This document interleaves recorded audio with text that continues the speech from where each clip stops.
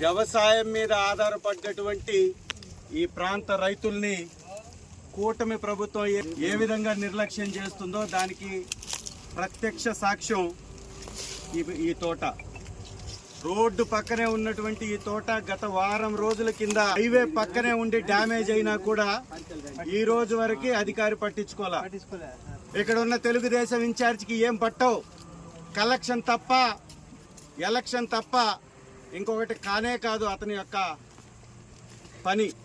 రైతుల పక్షాన ఉండడు, గిట్టుబాటు ధర లేకపోయినా మాట్లాడడు. అకాల వర్షాలకి తుఫాన్లు వచ్చి ఇక్కడ నష్టం జరిగినా పట్టించుకోడు. అధికారులైతే అతనికి కొమ్ము కాసే నాయకులకి వ్యక్తులుగా మారిపోయారు కాబట్టి అధికారులకు అసలు పట్టింపే లేదు, భయం లేదు. అధికారులు నిర్లక్ష్యానికి కారణం ఇక్కడ ఉన్నటువంటి ఇన్ఛార్జి యొక్క నిర్లక్ష్యమే. కమిషన్ల కక్కుర్తితోటి అధికారులతోటి లాలూచి పడ్డాడు కాబట్టి అధికారులను ఎవరిని కూడా ఈ విధంగా గ్రౌండ్లో తిప్పడు.